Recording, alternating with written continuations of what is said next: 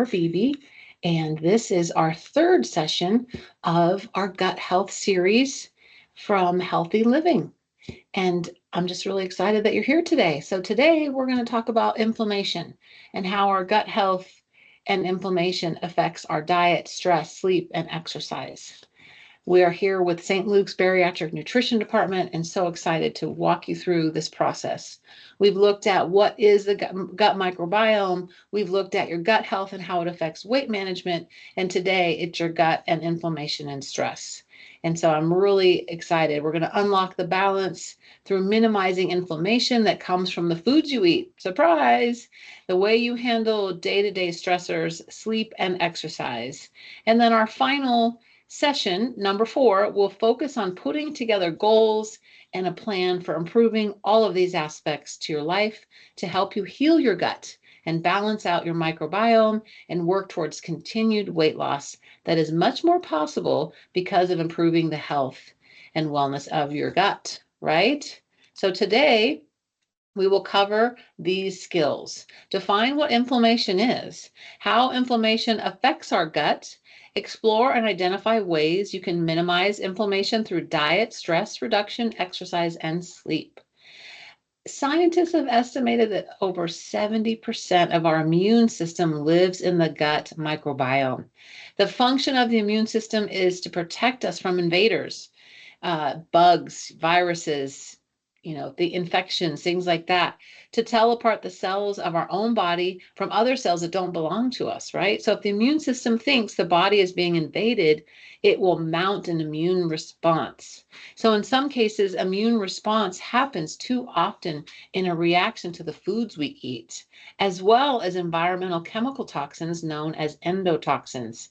Inflammation is the manifestation of an immune system that's out of balance. No good. The gut microbiota encompasses a diverse community of bacteria that carry out various functions, like we've talked about, and influencing the overall health of us, the host. These comprise nutrient metabolism, very important, immune system regulation, and natural defense against infection. The presence of certain bacteria is associated with inflammatory molecules that bring about this inflammation in various body tissues. So inflammation underlies many chronic multi-system conditions, including but not limited to obesity, scarring of the arteries, otherwise known as atherosclerosis, type 2 diabetes, and inflammatory bowel disease.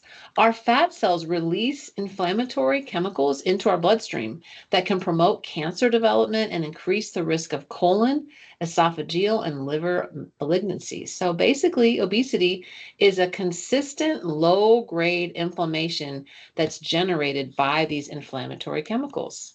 What can we do about minimizing these risks to our health? One way to help our gut permeability is by eating foods that stimulate the short chain fatty acid production that we talked about in our last class. In addition, following an anti-inflammatory diet, not feeding the imbalanced bad guys, inflamed bacteria, trying not to feed it sugar, processed foods, uh, hydrogenated seed oils, basically rancid fats, like used in deep fat fried foods in restaurants. Remember back when we talked about increasing the production of short chain fatty acids by eating more plant foods? When we eat more plant foods, and it increases the production of these short chain fatty acids, and this can facilitate energy production.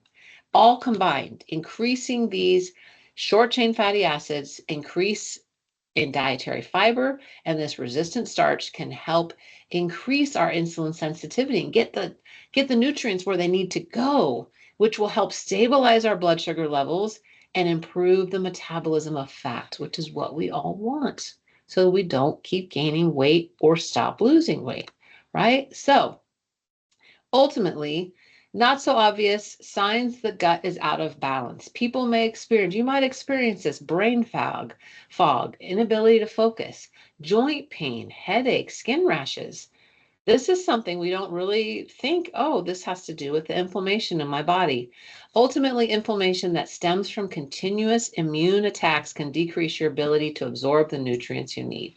There it is, right? The inflammation disables the gut, microbiome so that it can't effectively run your metabolism. This is bad news.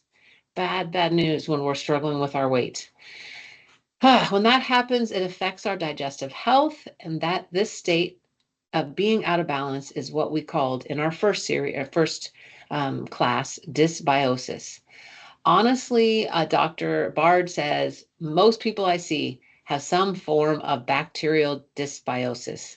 It's hard to avoid in the world we live in, but it can manifest in many ways. It can cause digestive problems such as gas, constipation, diarrhea, or other signs of irritable bowel syndrome. Crohn's disease, colitis, and other signs of problems with the microbiome are less obvious, like the brain fog, the joint pain, headaches, and skin rashes. So you might not connect a skin problem to something you're eating, but skin is an organ, and a rash is telling you that it's out of balance. And in this Dr. Bard's practice, when you get to the root of an issue, it's the gut 99% of the time. Man, I tell you what, this is crazy. And this is why I was so excited to study this topic. The presence, how inflammation affects weight management. I mean, you kind of already heard it just a few minutes ago, but here it is more detailed. The presence of certain bacteria is associated with inflammatory molecules that bring about this inflammation in various body tissues. And it can cause conditions and impact those things that we said, diabetes, obesity, scarring of the, or plaque forming in the arteries. Our fat cells release inflammatory chemicals into our blood that can promote the cancer development, right? So this obesity is that low level inflammation.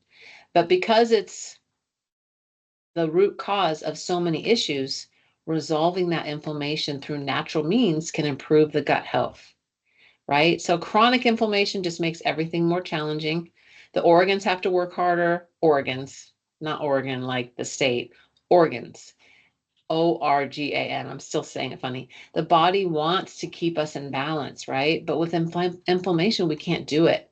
Cleaning up the gut can help reduce some of this chronic inflammation in our body. What we eat and drink directly affects our gut microbiome. A diverse whole foods diet that feeds the good bacteria in the gut and minimizes this inflammation can really, really be helpful as we move forward, okay? So what can we do? We can start by eating more plants, right? Stimulating that short chain fatty acids, in addition to following an anti-inflammatory diet. Now, this is different for everyone, okay? Sometimes when people follow an anti-inflammatory, it might mean no dairy for you. This is not something I recommend taking out at first. You kind of go with how everybody's body is different. So some people can tolerate dairy, it's not inflammatory. Some people can tolerate small amounts of gluten, it's not inflammatory, right? But it's a lot of the way that we farm and that we cultivate crops that make things more inflammatory as well.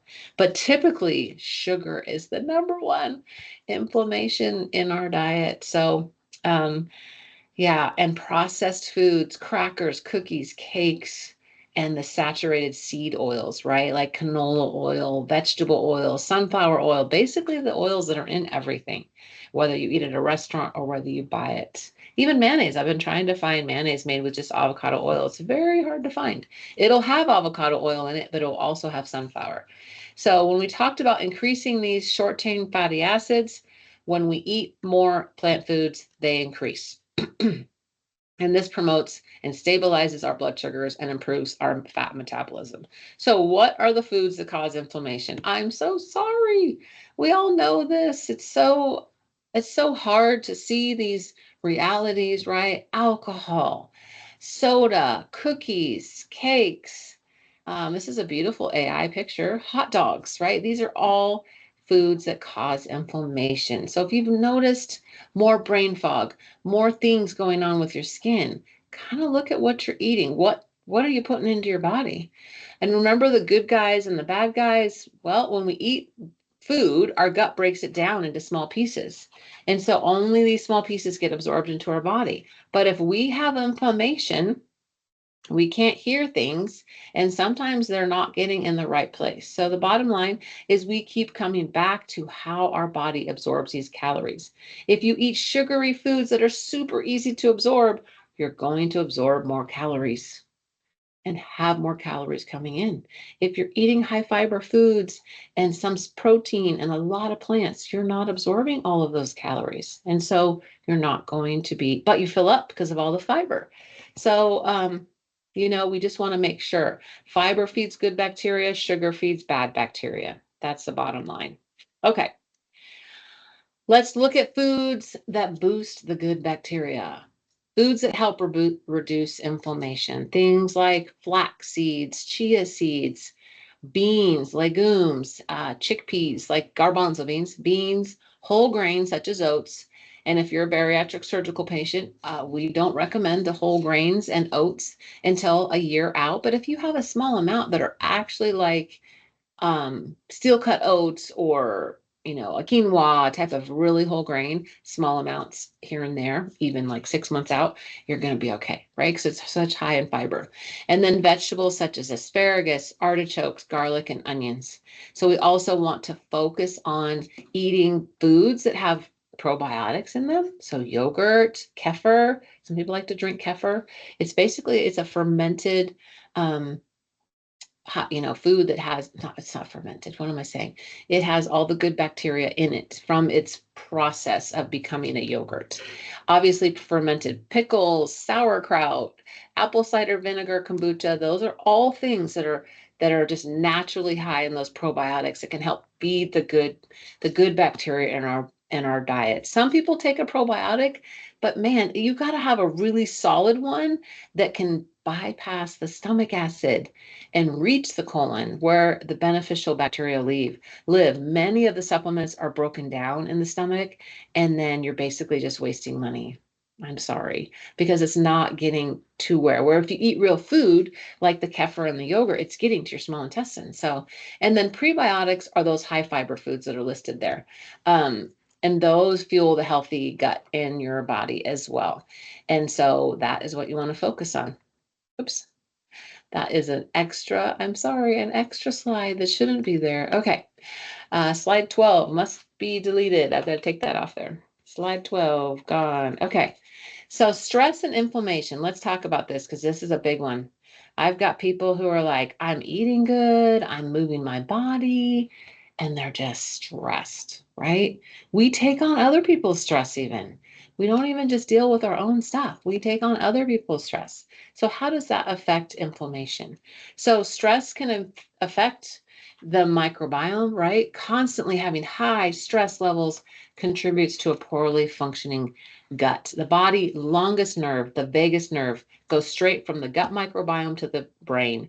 And research has found that similar to having lots of toxins in your environment, having very high stress it blocks the vagus nerve function. So ultimately, ongoing stress prevents your gut from working the way it should. So techniques like deep breathing, meditation, mindfulness, and getting adequate rest can help greatly. It's just really important, right? So just that self-care, right? I know a lot of people are taking care of themselves. They're eating right, but they're not dealing with the stress. So you can see there in the picture without the stress signals and then the inflammation, and it's blocking that vagus nerve to the brain back and forth from the gut, where you see the calm, the gut brain axis, the diverse balanced micro. It's a very simple picture. I totally understand that. Okay, this might be a little bit better. Gut inflammation, our diet, stress, medications, genetics, that can all cause a problem, right? And a lot of us are on medications or we're eating terrible. And, sleep's not on there, which we're talking about next. I love this AI picture of this beautiful old woman about sleep and inflammation. You probably know how sleep affects mood after a sleepless night. You may be more irritable, short-tempered, and vulnerable to that stress. Once you sleep well, your mood often returns to normal. So studies have shown that even partial sleep deprivation has a significant effect on our mood. University of Pennsylvania researchers found that subjects who were limited to only 4.5 hours of sleep a night for 1 week reported feeling more stressed, angry, sad, and mentally exhausted. And when they resumed to normal sleep, it was a massive improvement. I mean, you look back to your weight loss journey, even, or something that's been going on in your anxiety and stress. And if you aren't getting enough sleep, oh my goodness, everything kind of falls apart. I know for me, emotions are not, I can't control my emotions if I have multiple nights in a row without 7 hours of sleep. If I only get six, I start to break down. And I have to be really aware of that so that I don't barf on all of my family. And I just kind of just keep quiet, keep to myself, not shoving emotions down, but just don't, put it on other people just because I need to take a nap. So not only does it affect mood, but it also affects our sleep, right? Because we're stressing out, we're not going to sleep as well. Anxiety increases that agitation, which makes it hard to sleep. So we just have to work on things. So people who are under constant stress or who have exaggerated response to stress tend to have sleep problems. I'm reading an amazing book right now called The Let Them Theory, talks about emotional regulation, how most of us were raised by people who are, emotionally not not emotionally emotionally immature, and then that's what we're all doing. We're all just kind of surviving on that, and it really can have an effect on our sleep and anxiety, depression, all of it. So it's really a great book. But we're talking about movement next. Exercise and physical activity can really help your gut too, which is so funny. We always talk about, oh, I got to exercise because I want to lose weight, but it's actually more and more important to our stress resilience, to our sleep quality, even our community and our family relationship and our workplace, is having that movement. It's just so much better for us. And it affects our guts, which is also good. We want to improve our gut health. So moderation is key, right? We're not talking hardcore. So when you maybe were an athlete and you were hardcore, as we get older, those things can actually cause our bodies more stress. So we want to do things like walking, cycling, yoga, swimming, keeping yourself moving. Your overall health well-being can be very helpful. A nice picture of people doing some Tai Chi in a park. I've heard a lot of great benefits of Tai Chi and the movements of Tai Chi and how relaxing and healthy and beneficial it can be. So these are all ways that we can calm our gut, calm our inflammation, and really improve our overall health. Stop thinking that exercise is the only way, like eating less, exercising more to lose weight. That's so 80s now, 80s and 90s. We need to move on and understand that moving our body is how our joints feel better, how our gut works better, how our brain works better. We're not even talking about brain yet. That's the next healthy living series that we're doing about brain matters and how movement really improves our brain function too. I could go on and on. Okay. Any questions? We're recording this today for you to watch at a different time because I know our healthy living classes are from 11:30 to 12 on Tuesdays, and it can be very difficult if you're working. But we do record our cooking classes. We don't record support group, and we're working to get all of our healthy living classes online for you to be able to watch at your convenience. If you ever have any questions, just send me a MyChart message, right? And if we're not on MyChart together, send me an email. Okay. Or excuse me, send us an email because I'm not going to, we got it on here. So here's where all the recordings are. Sorry, this is on our St. Luke's Bariatric Nutrition website, just shows all of our updated classes. Then if you go to St. Luke's Health System YouTube and click on playlist and then click on Bariatric Nutrition, then you'll see all of our recordings. It's where you are right now. So I'm guessing you figured it out. Thank you all for coming. There's our email. If you have any questions, please reach out. We would love to answer your questions or follow up with you in any way we can. Have a great day. Bye.